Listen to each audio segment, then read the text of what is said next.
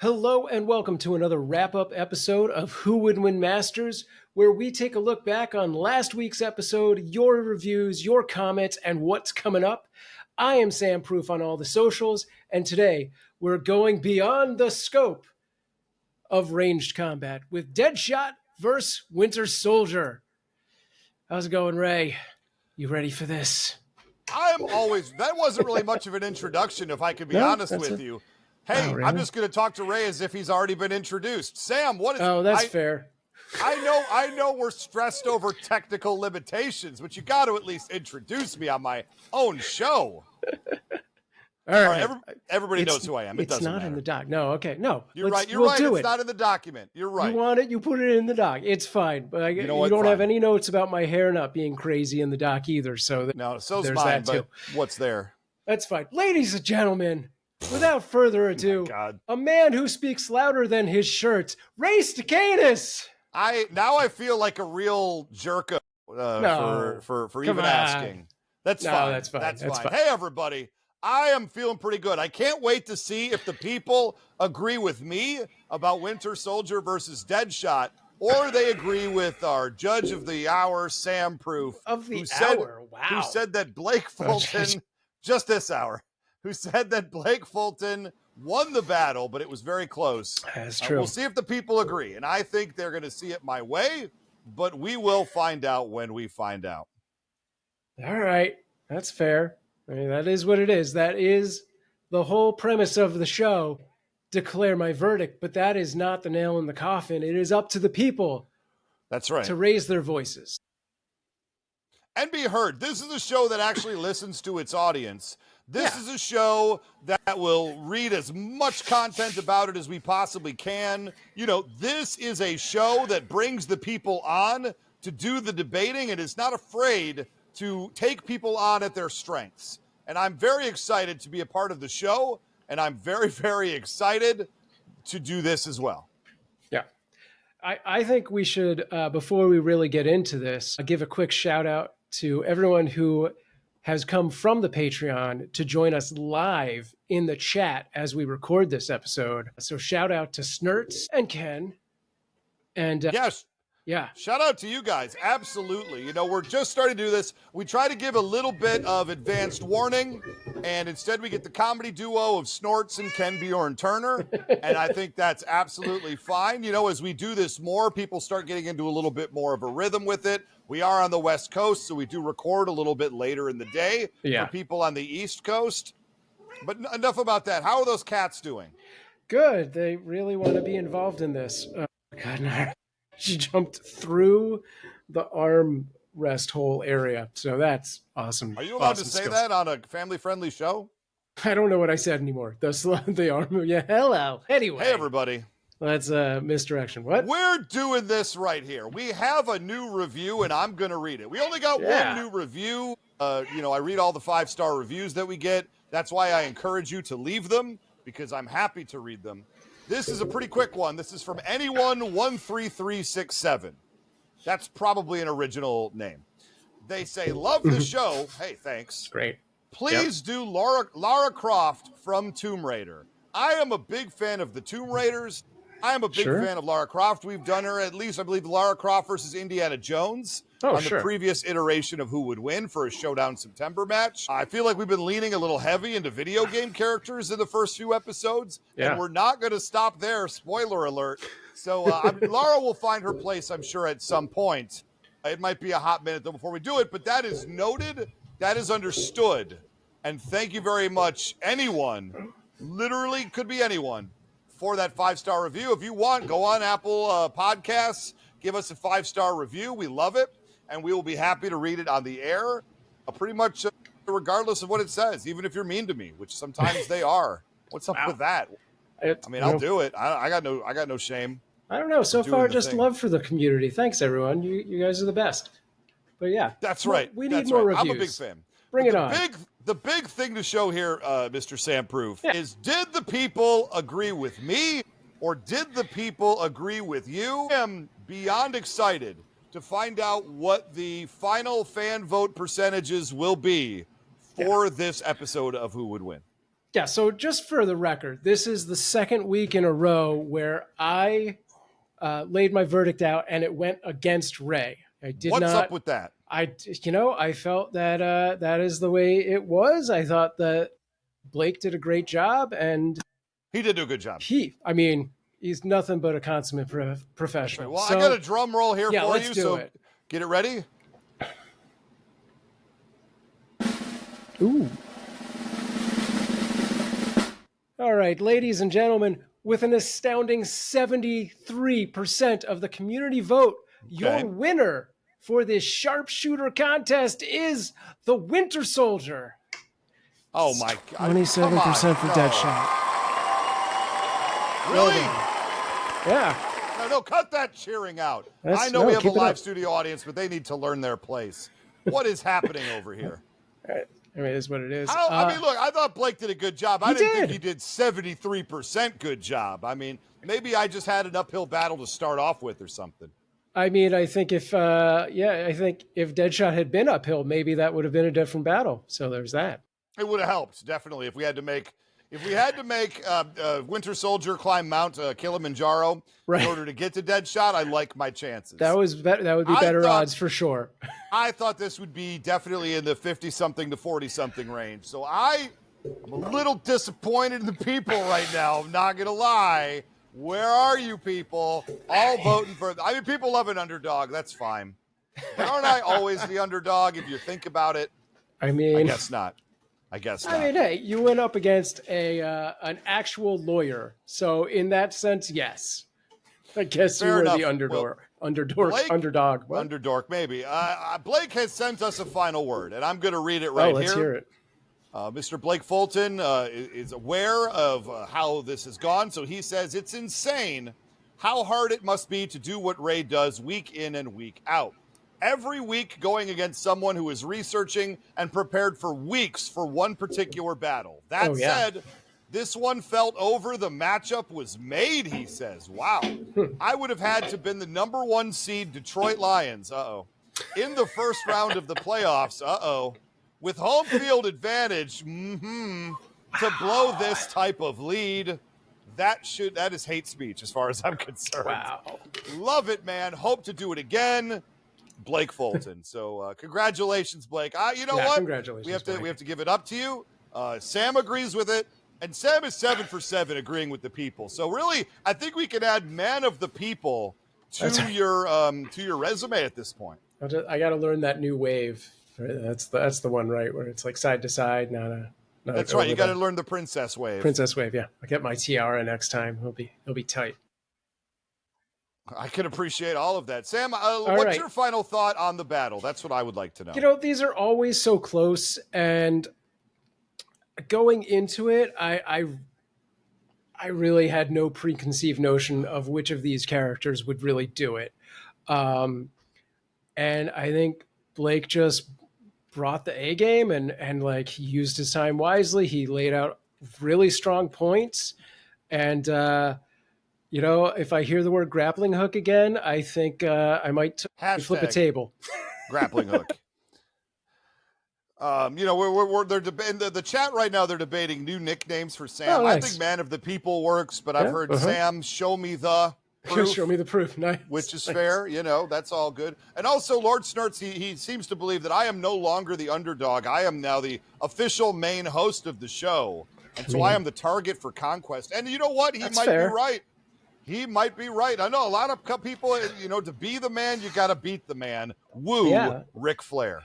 You're the Bobby Flay of comic battles. That's sort of how I pitched the show in the first place. Yeah. Now, if we could just get Bobby Flay on here so we could eat something while we're doing this. If we could get Bobby Flay, I'll be on Bobby Flay's show. He comes on this show. Yes. I out debate him and then he outcooks me. I think. I don't know. I'm fine with that. I can make some stuff. I'd be happy on both cases. Yeah, I'm into it. Bobby, if you're listening, and I know you are, that's not front. Go ahead and hit us up. whowouldwinshow@gmail.com, Bobby Flay. We'll talk to you about it. But Sam, are you ready to get into the comments? Well, as always, we have quite a few to get through. Yeah, let's do it. All right. Oh, I'm going to butcher this name right out the gate. It's Jim Ingrata. It's Jim Ingrata. I'm going to help you. He's been listening to the show since day zero. I was day clearly, negative 100. I was obviously looking at a different name. That one's super easy. Jim Ingrata says, great episode. And boy, that Blake Fulton guy was excellent. Well done for a first timer. And yeah, I mean, first time on our show, but clearly not the first time he has entertained the debate theater, if you will. Professional lawyer, folks. Well, come on. He's a professional. He's literally an attorney. So you had to know he was going to come ready to do his homework. He was going to come ready to argue. He had succinct points. He knew how to use his time. Yes. I mean, and he talked as fast as I do. So, this was very much kind of a mirror match in some ways, if you think about it. Oh, yeah. I'm just louder than him. That's all. There is that. I really was hoping at any given point he would just go, Your Honor, I'm just a small town debater. But it never happened. It's okay. It's all right. I'll be honest, that's a missed opportunity. Yeah, it really was. It really was. If he comes back, you should. That's right. We'll try to get him to do that. Yeah. I'm going to go with Max the Man 1001. Max, it is a joy to have you as part of this conversation. Let me just say, I agree with Ray, thank you, that mobility is the key argument. But, contrary with what Ray was saying, Winter Soldier has the advantage with the physicals and speed. Yep. If Deadshot tries to use grappling hook, Winter Soldier will either break it with his weaponry or follow him. Though brief, it was mentioned that Winter Soldier has a, grappling hook as well. Deadshot would be too overwhelmed, but great episode. I'll take it. Nice. Yeah, I mean, I think that is basically where we came to the conclusion that we came to on the episode. Don't use the word we here. Well, we the people. We, the royal we, maybe. Yeah. I'll take a royal we later, but for now, let's keep going. All right. The next one comes from, and he is sitting in chat with us. Ken Bjorn Turner said, great episode. Fantastic. I hope I'm even close to his voice. Closer than I thought it would be. Two great opponent debates in a row. Nice. Oh, and as always, what Ken said. Was that, see, now they're just getting weird with the bit. I don't even understand what's happening with that bit anymore. And Ken Bjorn Turner is somebody that has sent us a demo. He is somebody who wants to come on the show. I don't know, man. I don't know if he's ready for the big time. Let me just say right now, Ken, we have it. We're processing it. Don't get your hopes up, but you know what? Who knows? Maybe someday it will happen. We get so many of these, and we have to turn away so many people. It's in the contract. We literally have to turn people away. I don't like to turn people away because I like knocking over tomato cans, even though it does get boring after a while. I need a Blake Fulton in there every so often just to mix it up, right? Yeah. So Ken, we'll see. We'll see what happens. I don't know. Anyway, next up from Facebook, our Facebook group. If you don't know, we have a Facebook group, Who Would Win Podcast, Geek News and Battles. And you can go on there and you can comment, and we'll try to see that as well, especially if you start tagging us or respond to my posts. I'm posting Who Would Win Masters questions on there, and it would be nice. The point is, somebody named Drill a Dame, and I have a strong feeling that's not their real name. They say Bucky all day. He's a more well-rounded assassin and more cold-blooded. Well, that's fine. I don't know that I actually agree with the cold-blooded part of that. I don't think he's more cold-blooded at all. I think he's a warm character now. Maybe when he was the Winter Soldier. Sure, that is a very valid point. It does depend on the timeline that we pick him out of. So, good call. That's fine. All right. Next up, Edward Barry says Bucky would win, block Deadshot's bullets with his arm, and shoot him in return. Done deal. Done deal. I don't think it's so much of a done deal, but okay. Goes out, gets some pizza. That's it. Block his bullets with his arm. I mean, that's somebody who listens, that he respected that part of the argument. Yeah, that's fine. I just don't know how you can call Winter Soldier both a more cold-blooded killer, but also say he has the vibranium arm, because ever since he got that special metal in his arm, he's no longer that other character. So I don't know. To me, I think we're conflating. This is like using every version of the Predator at the same time for a battle. Yeah. You know who you are. The point I'm trying to make is next one comes from Rico Galactics McClin. which is a fantastic name. And here we It's go. probably a legal name, I'm sure. I'm sure, much like Mr. Dame, I'm sure it's a very real name. But I can agree with this vibe. Not even a question, it's Deadshot. Thank you, sir. Strictly because he does not have to face off with you in order to shoot you. Bucky does not have that skill. Of course, he's a darn good shot, but he's nowhere near as good as Deadshot. He's the better fighter out of the two. He's the stronger fighter out of the two. He has the best weapons between his arms, combat ability, and his gun skills. Still, go to Deadshot being able to shoot through bullets and around corners in almost impossible spots. And this was a main crux of my argument that apparently has gone upon the deaf ears of the people. Yeah, I mean, I think that, if that just went back to blocks it with his vibranium arm and then closes the gap, and then you're in melee, and that was the crux of it. But, Deadshot does impossible things. He breaks physics, and I don't know. Could have gotten more in that's there. Fair. Yeah. Ken Bjorn Turner wants you to know that if a YouTuber can name their kid Aquaman, that you don't know if anybody's name is their actual legal name, and that's a fair point. That is a fair point. When did that happen? That's terrifying. I know nothing of this story, such a horrible but existence. If it's said in a podcast chat, it must be true. No research necessary. That's where I come from. Yeah, no, I believe that 100%, and I feel really bad for that kid. Because come on, there's no way that kid gets through school with somebody not picking on him. Like, nobody's going, hey, Aquaman, cool name. Not even that's to fair Aquaman. enough. Wasn't there name your kid Skyrim, and when's the day if your kid was born on the day Skyrim came out, and you named your kid Skyrim, then you'd get Bethesda products for life? Oh, I don't know. I'm gonna, you know what, you do the next one. I'm gonna look that up. Okay, the next one's super short, so I'll take my time. Bucky, no, okay. This is from Javon Jones, who says, Bucky is stronger, faster, and a better fighter, and been around longer.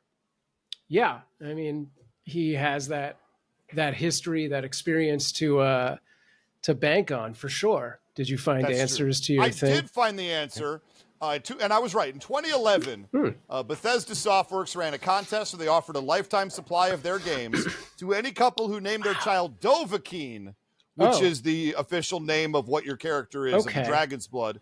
If their baby was born on the release date of the game, November 11th, 2011, one couple, Megan and Eric Kellermeyer, took them up on the offer and named their son Dovahkiin Tom Kellermeyer, and they did in fact get free games for life. That kid is almost 14 years old now. How's he doing? I mean, that's not a terrible name, right? Dovahkiin is not a great name. It's not worse than Aquaman, though. I'm not sure if Skyrim would have been the better choice in that scenario. I don't think Skyrim's a better choice either.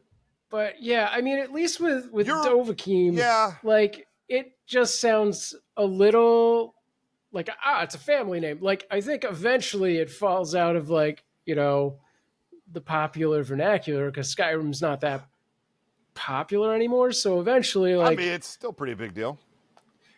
I don't know. But how many people know that? I would say right now, right? That's a kid who almost immediately said, please just call me Tom. Let's just keep it real. Dova. Yeah, that's nobody calls the famous quarterback John Stafford. His name is Matthew Stafford. That's actually his middle name, much like Tom Kellermeyer. Or that's Richard what I'm trying Butkus. to say. Anyway. Richard Butkus, thank you. All right, I think it's my turn to read one. Where's my document at? Oh, here we go. Lord Snurts. Oh, I got the Snurts one here. Hey. I do wonder if there is a Sam effect. Oh. Some mental trickery to the fans when a verdict is given. Blake was another strong contender. Excellent counters, full use of time, knowledgeable of both combatants. The mobility argument from Ray didn't land. Disagree. Bucky has faced foes with grappling tech. The only way I see Deadshot winning is suicidal. Letting his opponent get in close and then detonate an explosive of some kind, and to keep the bit going that entertains at least two people. As always, what Snurt said, follow up, if only Deadshot had Mentos.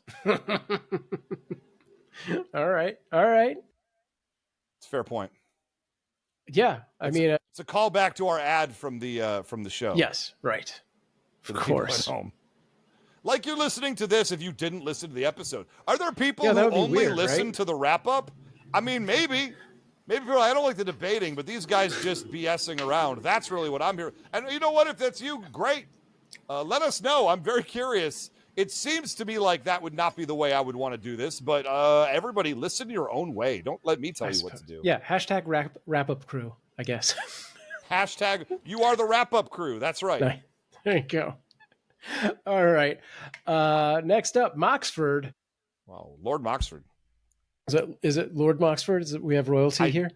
Is that right? I think so. It's okay. Lord Snurts. It's Lord Moxford. A lot of people are lords. We get a lot of royalty. A lot of people did that Scottish thing where you buy the 1 foot of land. Oh, sure. As far as I know.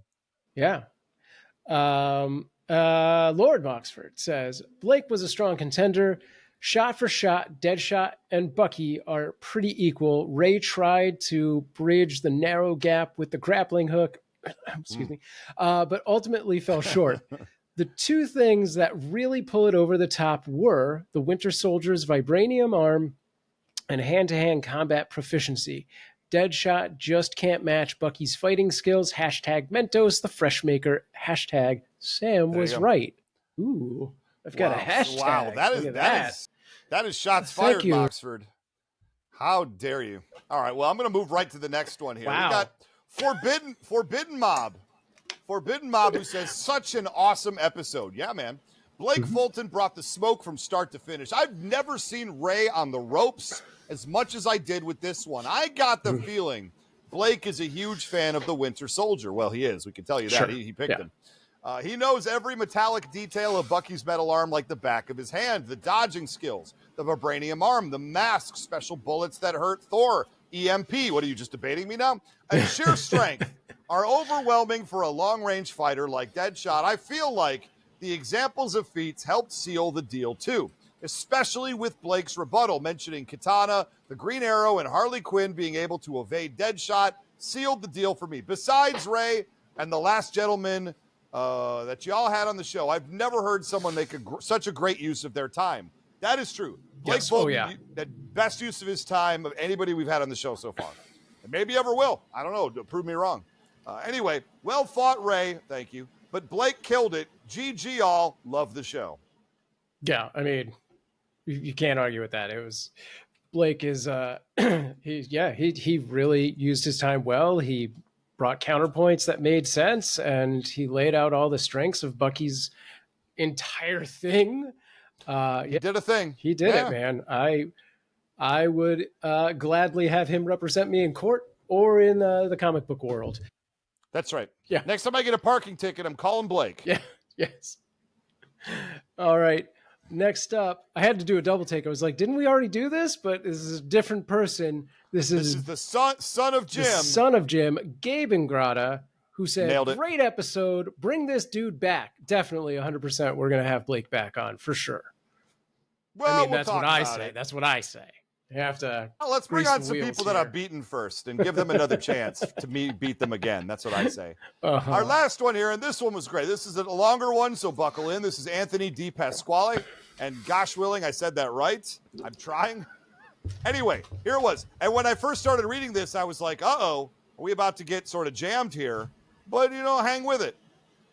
He says, dude, bruh, this matchup is chef's kiss. You guys show again why you're the head of the table when it comes to comic podcasts. Since it's too close to call, I'm going to give you a couple of reasons for both guys to come out on top. First, Bucky. He's a crack shot himself, but can hit his targets faster because of all those shiny cybernetics. Everyone sleeps on Mr. Barnes' proficiency with non-gun style weapons. And he gave us a lot of screenshots and stuff like that and polls. We're not going to show them because this is an audio medium. But he said, here's one with blades. And now here's a shot that's dead. But he's very skilled against metahumans. He quickly wipes the floor with Count Vertigo. But he has some very impressive feats versus some opponents. This is Deadshot now, I think. I had to do some formatting, and I probably screwed it up. Anyway, he had some impressive feats versus some opponents who would normally stomp him. Yeah, that's Deadshot. He can find weaknesses like my ex-wife can find flaws in my parenting. Hey-o, everybody. Here Here he takes down a generic bulletproof dude. And then he says, for the record, I don't have kids or an ex-wife, but he's taking applications. That's weird. I'm not going to get involved with that. P.S. Thanks for reading my Storm versus Dante post. You guys helped me pass the time after a very risky surgery, and I couldn't be more grateful. I hope you're feeling better. Oh, Anthony, I hope you're recovering well. Definitely. I hope you're doing good. Keep on listening and let us know what you're thinking. I appreciate that. And that For is sure, all the yeah, be comments well. I bothered to grab. If there are more and I missed them, well, you should have got them in sooner when I was making my document. Exactly. This is good stuff, everybody. We could be reading your comment right here, right now, but instead, we're going to go take a break, and we'll be right back. Hey, everybody. I'm back again with Mr. Sam Proof. And one thing, I was going to question about, if he had a very risky surgery and he made a full recovery and he was listening to this show, does that count as a miracle for sainthood? Am I eligible for being a Catholic saint? Could we argue he prayed to the show and then got better? And I'm just saying you only need like 2 lousy miracles according to Father Guido Sarducci. So I want to know, what are we doing? I mean, yeah, didn't they give some dogs or cats sainthood a while back? I feel like the criteria is very loose these days. I haven't done enough research into it, but I'll ask my parents. They would know better than I, and we'll try to get some answers for the future. But let's count it. That's one miracle. That's one miracle. We need one more, and we're going to full sainthood. Now we had some other topics. Anthony actually had a lot more to say after that, because he has a couple of ideas, and why not? We're in the idea business. He says, I have a couple ideas I'd like to slide by you. Who would win Sports Edition?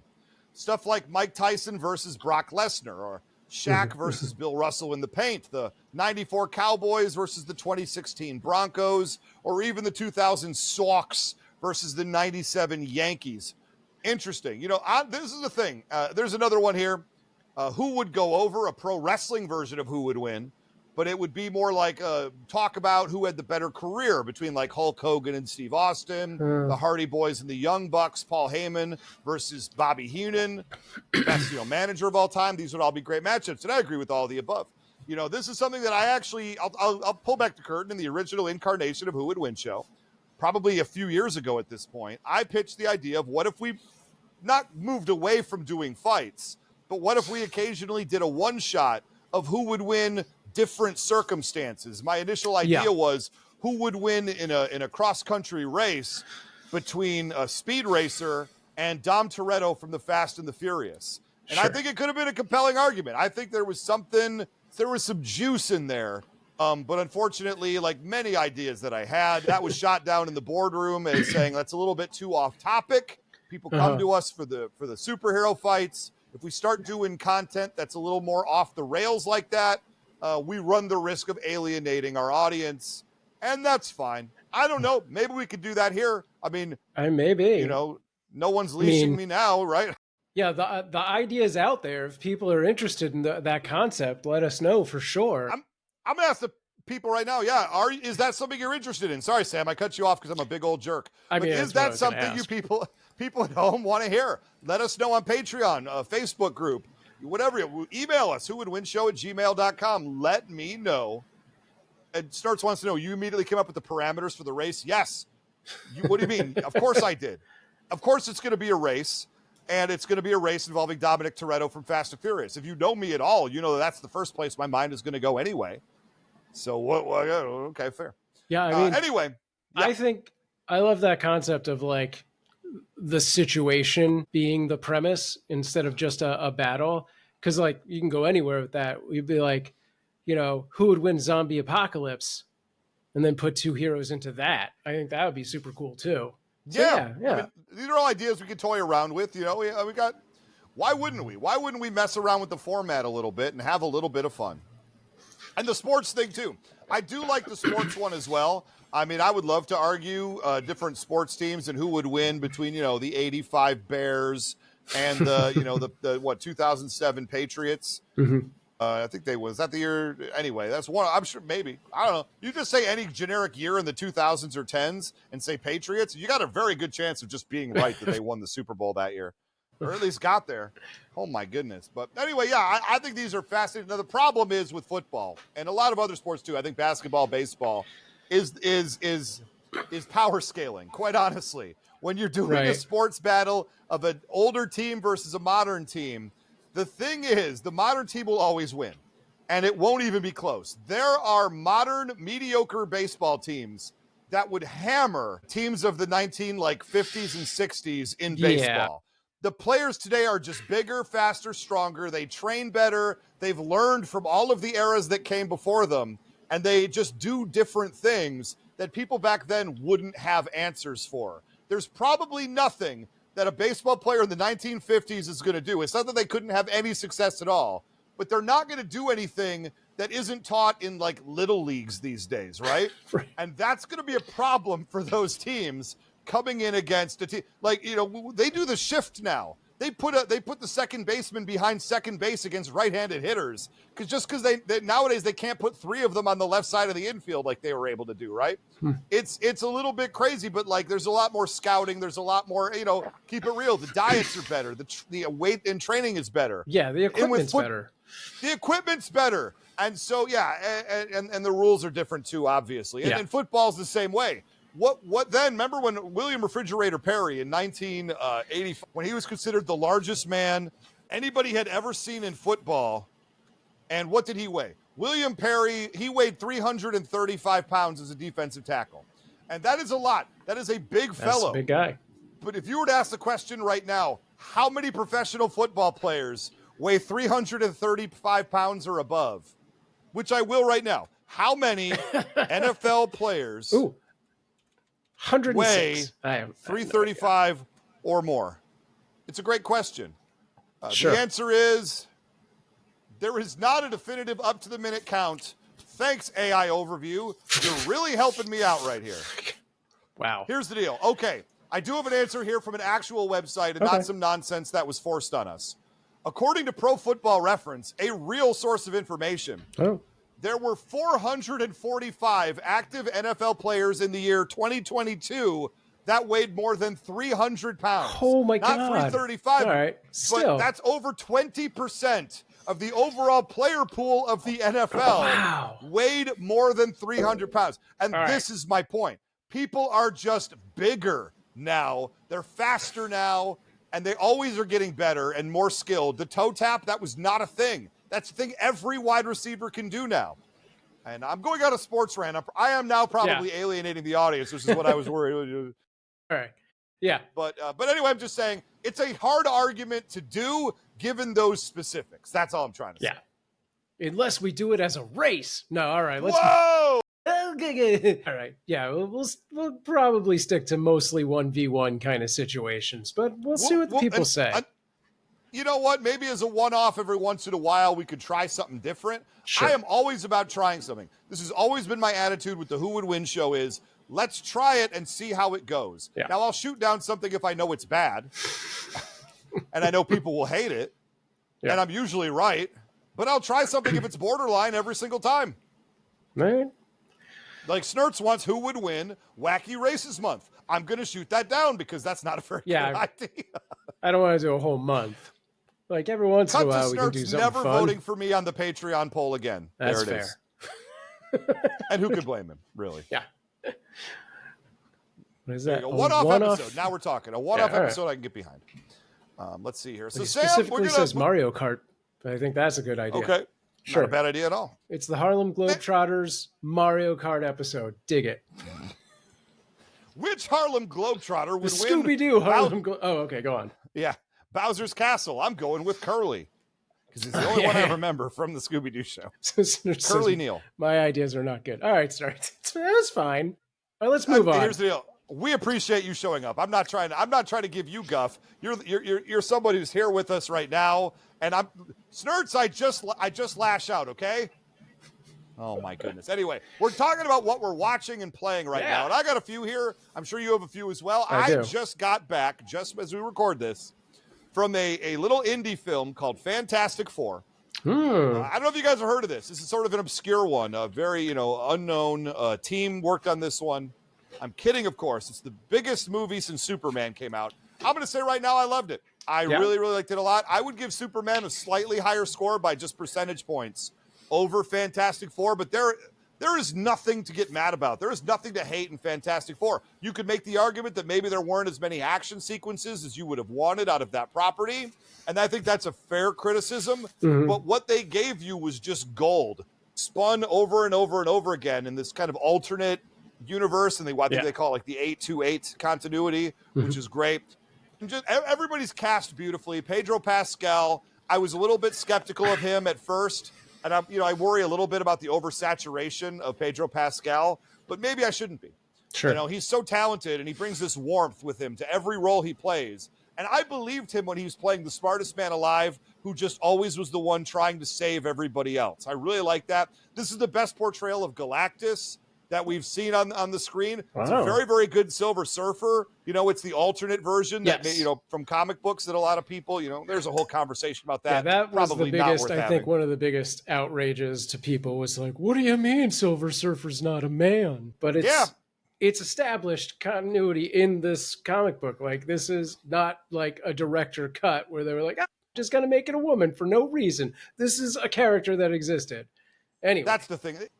Some of this online discourse is a little bit silly as far as I'm concerned. Like, they are ripping things straight out of the comic books. Like the whole complaints about the She-Hulk show. Right. If you didn't like it, that's fine. You're allowed to not like things and like things that other people don't like or whatever. That's fine. But She-Hulk is one of the most comics accurate shows that the MCU has put out there.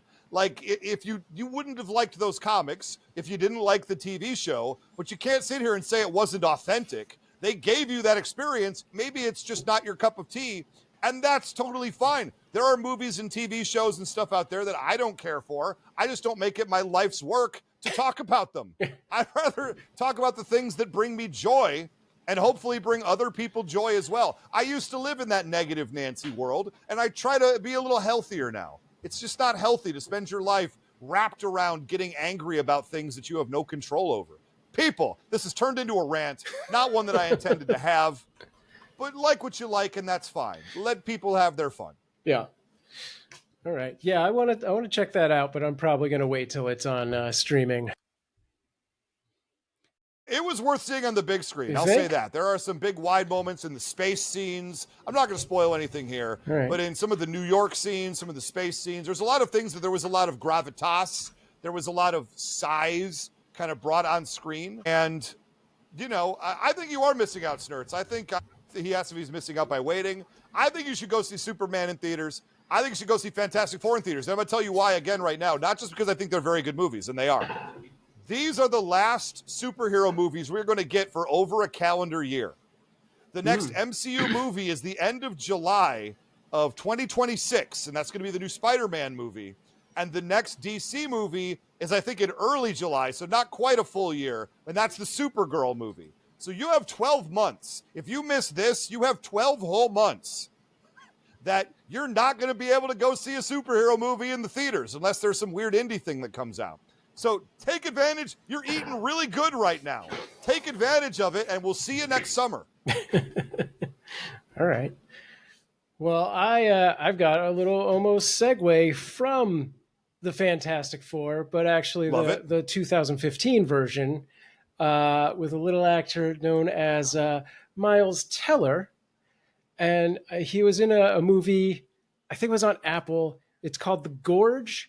And it is him and the girl, for the lady, I suppose I should say, from the Queen's Gambit. And I would say her name if I thought I remembered it accurately, or anybody would know what it is. Is it Anna Joy Taylor? Something like that, Those three words in some order. It is, it's those three words. But yeah, and she's awesome. I love her. The whole premise is that both of these actors play characters who are, ironically enough or coincidentally enough, like sharpshooter types who are like experts in their field, and they are hired, or at least we see on the Miles side that he is hired by this company to, as a one-man operation, guard the western half of a gorge. And at the bottom of the gorge is a mystery. I saw an ad for this. Yeah. It looked really cool. Yeah, it was mostly really good. I have like a few I have a few minor problems with it that would be complete spoilers, so I can't really get into it. We don't want that. Yeah. No. But and so weird though. So you say Miles Teller is in this. Does his partner Penn Jillette make an appearance? No. Oh, interesting. Okay. Good to know though. Good to know. What is your cat? Give your cat some food. What is happening over there? 3 hours ago you ate. 3 hours ago. That's like 10 years like to 10, a cat. Yeah, it is. It's in. Can your cat see the bottom of the bowl in any way, shape, or form? Then they're starving. It's all bottoms. It's all bottoms all the way down. All the way down. Yeah. She's like, this is my desk. I sleep here. This is where I do stuff. What are you doing here? That's a fair point. Give me a scale of 1 to 10. What are you giving the Gorge? Yeah, I would say it's like an 8. I think the thing about it is like the premise is really cool. And once they get into the sort of, there's like this world building thing, like the scope of the design of what's in the Gorge is like super interesting. And I'm like, man, I want to see more of this thing as its own thing, because I think it could exist that way. Very cool. But they did it as a like one-off movie, and I'm sure there'll be never any more to it. But it was worth it. Yeah. Sometimes that's good enough, though, right? Sometimes that's all you need. Leave them wanting more. Yeah. You know, I was making the point on social media that people say, now this is, get mad at me. People say that they want all this original content. They say, I'm tired of all the sequels and the reboots and the rehashes, right? And then... And they say, and they complain, Hollywood is just bereft of ideas. There's no originality anymore. Well, let me go ahead and read you the top 11 movies box office wise of 2024. When you hear this all day long, how they hate the sequels. They hate the fact that this is happening. They hate the lack of originality. And where do they spend their money, though, you ask? What movies do they go see in such numbers? Well, the number one movie of last year was Inside Out 2. Then it was Deadpool and Wolverine, a.k.a. Deadpool 3. Next is Moana 2. Then Despicable Me 4. Are you seeing the chat that I have? Are you seeing what I'm going for here? Now, number 5 was Wicked, which still sort of is it's an original property, sort of, is also based on existing IP and movies. Multiple movies that have come out. But like Wicked, that musical has been out for over a decade, right? So they're not taking a risk on that. No. So here we go. Oh, well, that's just the top 5. Let's keep going. Mufasa the Lion King. Oh, there you go. That's another. Dune Part 2. Godzilla X Kong, The New Empire. Number 9, Kung Fu Panda 4. Number 10, Sonic the Hedgehog 3. And number 11, Venom the Last Dance, or Venom 3. My point is, people, if you want original movies, you have to go support original movies. If all you do all day is go to see sequels and then complain about it, you are the problem. Should we make our own original movie? We should. We're going to call it Sonic the Hedgehog 4. That's not No. And it's not going to be based on the video game in any way, but that's the title, just to get anybody to see it. Yeah, and it's actually just going to be a ripoff of Tetris. So it's all it is. No hedgehogs whatsoever. None. No one named Sonic. No hedgehogs. Not even the number 3 will not appear in this movie. But I bet it makes some money. Wow. Just saying. Well, here we go. I'm going to keep going with what we're up to. What you got? I've done too many rants. I'm at a rant after. I must have a lot to say right now. I'm playing video games, everybody. You might know this. I work in video games in my spare time. And good news there. Good things are happening. Now, I have been playing Claire Obscure Expedition 33. This is a AA, AAA title from a French studio. And a lot of people are saying early on this is Game of the Year 2025. Oh, wow. It is a turn-based RPG with a very, very long length to it. A very elaborate story. And it has sort of the Final Fantasy vibes. Okay. And where some people have said, I don't agree 100%, that Final Fantasy has lost their way a little bit. Claire Obscure kind of picks up that ball and runs in their own direction with it, like a rugby player. And it's very, very good. I played the prologue and a little bit of the very first part of it. I'm not going to say I'm more than, say, an hour or two into the game.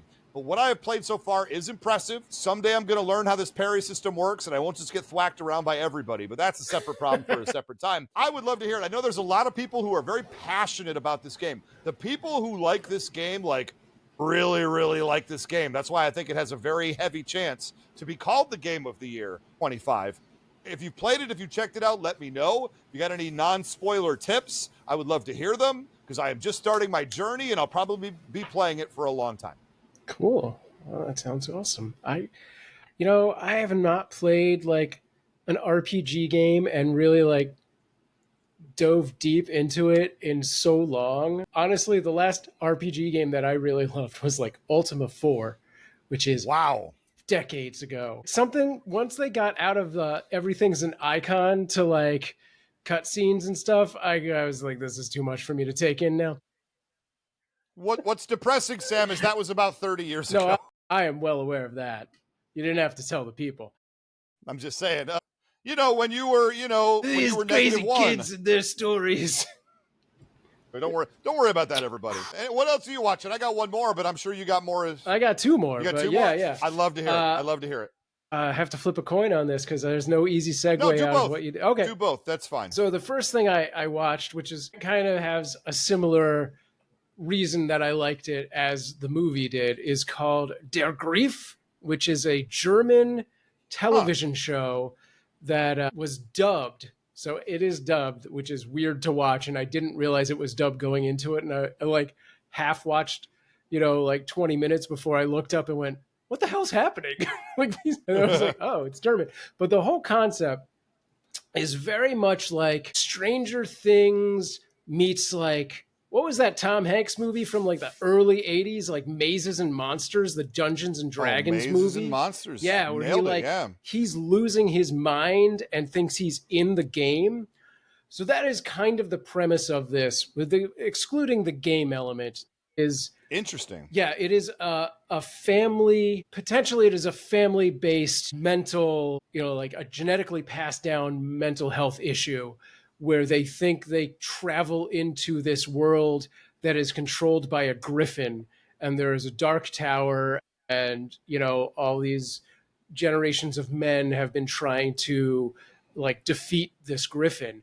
And the like world building elements and the just visual of it is so crazy, and it's got like this looks exactly like it was filmed 1983. Making another season, it's clearly really recent, but maybe that sounds pretty cool. I don't know if that's just the skill of this production team or the quality of German productions at this stage. Oh wow. So there is that. Could be either. But I thought it was super cool, and it just gets more and more unhinged, and I thought it was awesome. So yeah, I don't. Where do you watch that on? I think that was on Amazon Prime. Okay. Yeah. Fair enough. All right. Well, so I got one more, and then you do yours, and then we'll do next week's battle and get out of here. We're running long, but no one's timing us. Listen, there's a big thing. San Diego Comic-Con's been happening over the last week, and they had a big concert last Thursday night I was not able to go to. If you know me from Knowing Is Half the Podcast. This is the Cold Slither show, and the Cold Slither show. Speaking of which, I have the wrong branding on the screen right now. How about that? Whoa, there we go. Love it. The Cold Slither is the Zartan and the Dreadnoks G.I. Joe Cobra based heavy metal band from the 1985 Real American Hero TV show, written by Michael Charles Hill, who came on Knowing Is Half the Podcast to talk about it. Right as literally we had him already booked, and then like the week before the announcement was made, it was like, well. How about that for timing? I got the vinyl album and t-shirt of the entire Cold Slither album that they made special, that they did the concert for. And these are all very accomplished professional musicians coming together to have some fun, being Zartan and the Dreadnoks as Cold Slither. And I have now listened to the album a few times, and it is delightful. If you have a chance to check it out, thank you. And you're a fan of G.I. Joe in any way, I think you will enjoy the Cold Slither album. Nice. That's very cool. All right. So last but not least, this is an older one, more or less, but I've been trying to get through 4 seasons of this before it's taken off of Netflix. I'm watching Preacher. Okay. Yeah, I never saw Preacher. I fell off with that one. Yeah? I fell off with that one after one season. One season? I could see that. I think the second season starts to get into a more interesting realm. That's good. It's getting weird. Always is weird. So yeah, they basically took it on the road. So they're no longer trapped to the small town thing. There is that one character with the butt face that is a little hard to take seriously as a character and watch. Mm-hmm.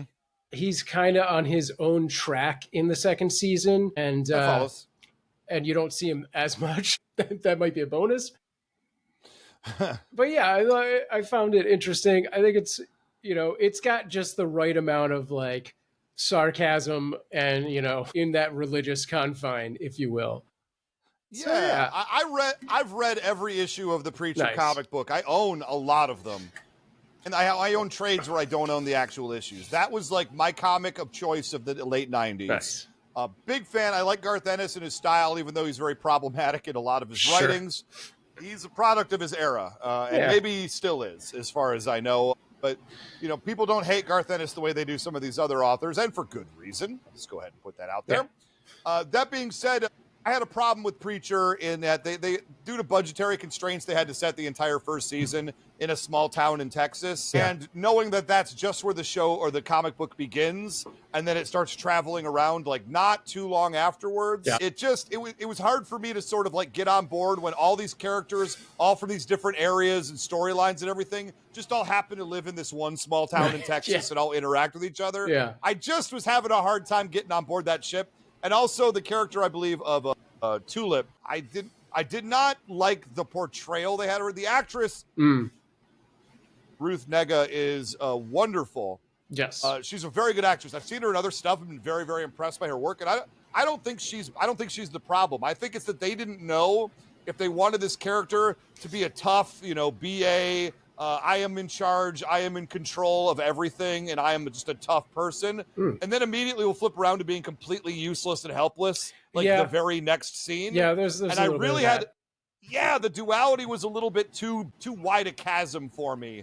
In that I know her from the comics and that she's emotionally vulnerable, but she's very, very tough and in charge, and sort of like knows the angles of most situations she gets herself into, and can like squirrel her way out of it when she has to, and that is just not who that character is at all in the Preacher TV show. So while I think they did do like the actor whose name I'm blanking on who played Preacher was very good, and some of the other actors I thought were very, very good, it was so disjointed, and it's like they didn't quite know what they wanted to do with it in that first season. Yeah. And for these reasons and more, you are chopped. Wait, do we do that? Is that Dominic Cooper? Is, by the way, Dominic Cooper. Yeah, he's in the MCU somewhere. Doesn't he play like Howard Stark? I think. God. Yeah, he's very good. Yeah, no, he plays like young Howard Stark. If I remember right. I think he does a great job as that character. Yeah. But yeah, we'll see how it goes if I can get through any more of it before the wife and kids get back. It's tough. Yeah. Yeah. So anyway, we got to tell you what the battle for next week is. And then we're going to get on out of here. So here we go. We're going to do, back to video game characters, everybody, because that's what we're doing. So next week, I hope you're going to like this one. This is pretty fun. You've got Sonic the Hedgehog, not the one from our movie that doesn't include Sonic. No. Yeah. Sonic the Hedgehog versus Goku from Dragon Ball Z. On paper, you might have your thoughts one way or the other. If you do the deep dive, you're going to see this is one of the closest battles we've ever put together. And who's going to be representing Sonic the Hedgehog? But Sonic the Hedgehog superfan Matthew Dawson, that's right, the genius man behind the Mortalverse audio dramas, is going to be coming on this show and talking about Sonic the Hedgehog ever since way back in like season 1 or 2 of the Who Would Win show that I was on, that he's been talking about wanting to do Sonic. He's going to get his chance. That's going to be next week. I hope you guys are ready for that. Sam, go ahead and let people know what our socials and email and stuff are, and we've taken enough of their time. Let's get out of here. Yeah, as always, you can find us on social media and Facebook and Patreon at Who Would Win Show. And if you want to be a potential debater in getting the guest seat, record a 1-minute video demo of yourself and send it to whowouldwinshow@gmail.com. And who knows, you might be joining us here on the podcast in the future. Thanks for hanging out with us. Thanks for watching. I'm Sam Proof on all the socials. Stay strong.